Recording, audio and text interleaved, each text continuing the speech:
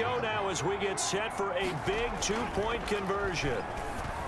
And this is caught. And it's a three-point game. So they make the decision. They want a three-point lead versus a two-point lead, and they got it. Yeah, at this stage of the game, it seems like the exact right thing to do. Put a little pressure on your defense, but the biggest thing now is you're making the other team chase you. And ultimately cannot get this out to the 25-yard line as he's dropped at the 23. First and 10. The Cincy offense about ready to go here on their next drive. Here we go with Burrow. And he can't hang on to it. That would have sealed it. Instead, second down. Incomplete. Makes it 2nd and 10 at the 20. He's back to throw. Got an open man. That's C.J. Uzomah. An important play right here, 3rd and 10. And I would expect pressure here. Now the Bengals going to use the first of their timeouts as they'll talk it over here before what will be an important 3rd down. He'll look to throw. Green's got it over the middle. And he will be marked down short of the first as they get to him at the 29. The Bengals going to use the second of their timeouts as they stop it prior to what will be an important 4th down. He's got his man, Boyd.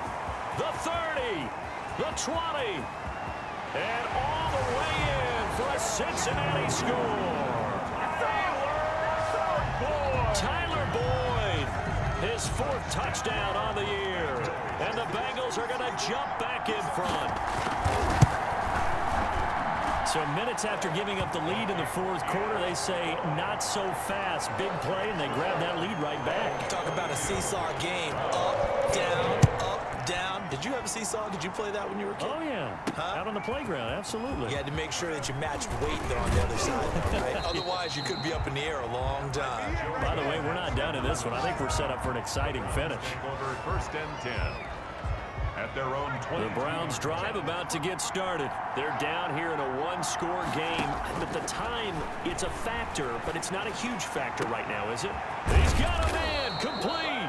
And he'll be taken down, but not before they work it across midfield. A gain of 32 that time. So the line of scrimmage moves all the way across the 50 now as they come up 1st and 10. Now you're right on the edge of field goal range. You've still got time, but get up to the line of scrimmage and get set. Normally you think the tight end's going to be able to catch the football and handle that contact, but in this case, maybe a little too much target to hit. That one was timed well. Incomplete. And his throw is incomplete. Sean Williams there defensively to break that one up. So now 3rd and 10. A big play to start the drive, but nothing since. Back to throw. And he finds a man on the crossing route. He takes it across for the touchdown, and they've taken the lead late in the final minute of the 4th. Wow. Wow.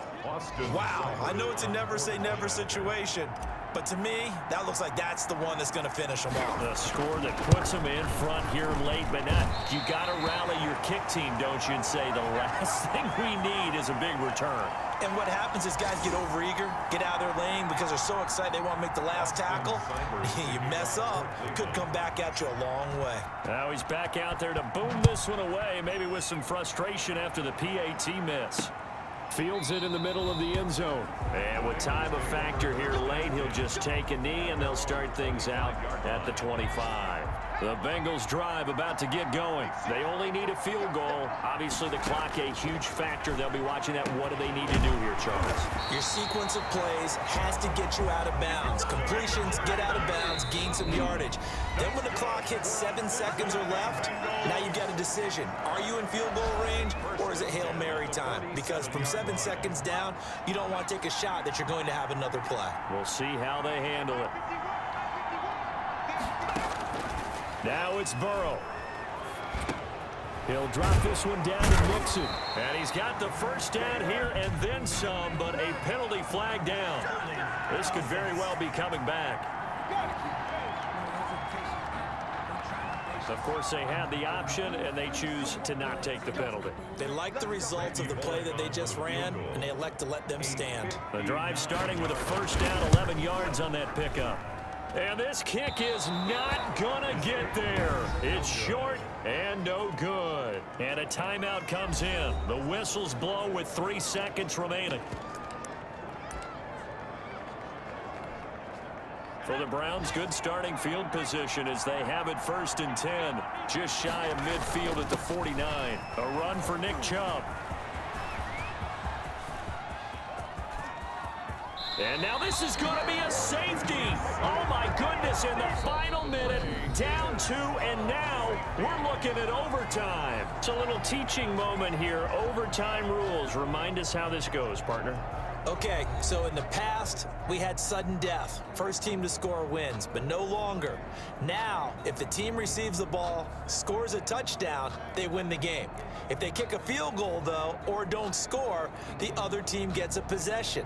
And after both teams get a possession, then we're into sudden death. First team to score wins the game.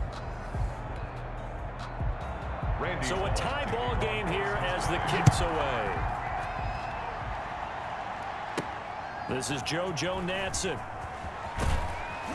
And he'll be brought down right on the chalk of the 20. The Browns take over 1st and 10 at their own 20-yard line. And now Cleveland geared up to take the field. They're set for their first drive here in overtime, and this is where the crowd can really become a factor. They've had to battle it all day, but I know what you're saying. In overtime, that gets doubled, doesn't it, at least? And a big loss here as he's taken down.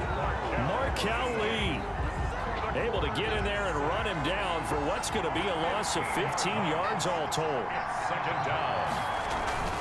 They go with Chubb on 2nd down. Oh, Chubb fumbled it, and the Bengals have recovered it. Nick Chubb, the ball carrier. And a costly mistake. Coaches talk so much about ball security, and in overtime, so paramount. Partner, do you ever wonder if maybe they talk about it too much? Too much, yeah. Doesn't seem like you can, but maybe by discussing it time and time again, and you know they overemphasized it here, that almost became self-fulfilling. And any points beat them here. Field goal or a touchdown now.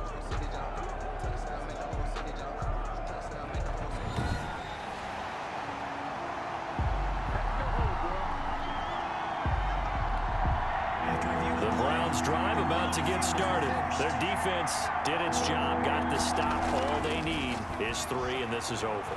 Couldn't have done much else. Then he is going to go down in the end zone. It's a safety, and the game is over. And Charles, at some point, you can't keep worrying about big play. Can this be perfect? You just have to get the ball out of the end zone. And in the offensive huddle, that was discussed when they called the play. Just get out of the end zone. But you know what's interesting? A lot of the times in the defensive huddle, they actually call a set and then say at the end of it, get a safety. So it's preached, it's coached, it's thought about. So that'll do it for us. For Charles Davis and all our crew, I'm Brandon Gaudin. You've been watching the NFL on EA Sports. It's a win for the Bengals as we say so long from Cincinnati.